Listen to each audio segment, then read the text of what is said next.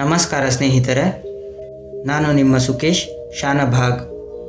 ಸಾಕ್ಷಾತ್ ಶಿವನ ಅವತಾರವಾಗಿರುವ ಹನುಮಂತನ ಜನ್ಮದ ಹಿಂದೆ ಕುತೂಹಲಕಾರಿಯಾದಂತಹ ಕಥೆ ಇದೆ.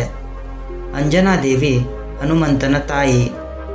ಪುರಾಣಗಳ ಪ್ರಕಾರ ಅಂಜನಾದೇವಿ ತನ್ನ ಹಿಂದಿನ ಜನ್ಮದಲ್ಲಿ ಕುಂಜಿಕ ಸ್ಥಳ ಎನ್ನುವ ಹೆಸರಿನ ಅಪ್ಸರೆಯಾಗಿ ದೇವತೆಗಳ ರಾಜನಾದ ಇಂದ್ರನ ಆಸ್ಥಾನದಲ್ಲಿ ಇರ್ತಾಳೆ. ಒಂದು ದಿನ ಆಕೆ ಕಾಡಿನಲ್ಲಿ ಸಂಚರಿಸುವಂತಹ ಸಮಯದಲ್ಲಿ ದೀರ್ಘವಾದ ಧ್ಯಾನದಲ್ಲಿ ತೊಡಗಿರುವಂತಹ ಕೋತಿಯೊಂದು ಆಕೆಗೆ ಕಾಣಿಸುತ್ತೆ. ಅದು ನಿಜವಾಗಿಯೂ ಕೋತಿಯಲ್ಲ, ಕೋತಿಯ ರೂಪದಲ್ಲಿ ಇರುವ ಋಷಿ ಎನ್ನುವುದನ್ನು ಅರಿಯದೆ ಅವಳು ಧ್ಯಾನದಲ್ಲಿ ಇದ್ದ ಕೋತಿಯ ರೂಪದ ಋಷಿಯನ್ನು ನೋಡಿ ಗೇಲಿ ಮಾಡಿ ಕಲ್ಲು ಎಸೆಯುತ್ತಾಳೆ.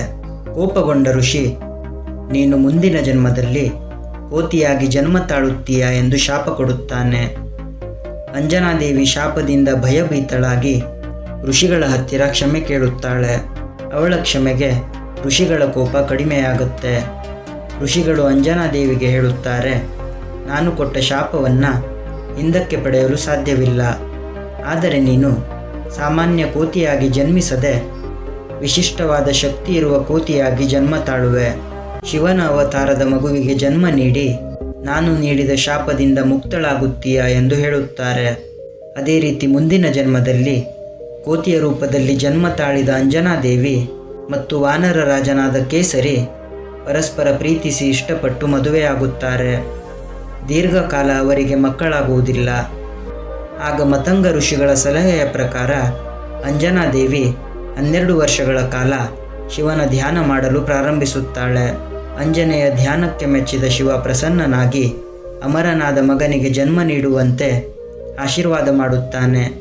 ಅದೇ ಸಮಯದಲ್ಲಿ ಅಯೋಧ್ಯೆಯ ರಾಜನಾದ ದಶರಥ ಸಂತಾನ ಪ್ರಾಪ್ತಿಗಾಗಿ ಅಶ್ವಮೇಧ ಯಾಗವನ್ನು ಮಾಡುತ್ತಿದ್ದ. ಯಾಗದ ಪಾಯಸದ ಒಂದು ಭಾಗವನ್ನು ವಾಯುದೇವ ಮತ್ತು ಶಿವನ ಸಲಹೆಯಂತೆ ದಶರಥ ಮಹಾರಾಜನು ಅಂಜನಾದೇವಿಗೆ ಕೊಟ್ಟು ಆಶೀರ್ವಾದ ಮಾಡುತ್ತಾನೆ. ವಾಯು ಮತ್ತು ಶಿವನ ಆಶೀರ್ವಾದದಿಂದ ಅಂಜನಾದೇವಿ ಕೋತಿಯ ಮುಖ ಇರುವ ಅಪಾರ ಶಕ್ತಿ, ಧೈರ್ಯ ಮತ್ತು ಹಾರಾಡುವ ಸಾಮರ್ಥ್ಯ ಇರುವ ಮಗನಿಗೆ ಜನ್ಮ ನೀಡುತ್ತಾಳೆ.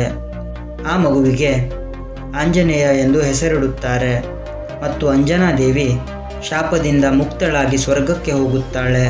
ಆಂಜನೇಯನನ್ನು ತಂದೆ ಕೇಸರಿ ಬೆಳೆಸುತ್ತಾರೆ. ಪ್ರೀತಿಯ ಸ್ನೇಹಿತರೆ, ಈ ಕಥೆ ನಿಮಗೆ ಇಷ್ಟ ಆಗಿದ್ರೆ ದಯವಿಟ್ಟು ನಮ್ಮ ಚಾನೆಲನ್ನು ಸಬ್ಸ್ಕ್ರೈಬ್ ಮಾಡಿ. ಮತ್ತೆ ಸಿಗೋಣ. ಅಲ್ಲಿವರೆಗೂ ಟೇಕ್ ಕೇರ್. ಧನ್ಯವಾದಗಳು ಸ್ನೇಹಿತರೆ.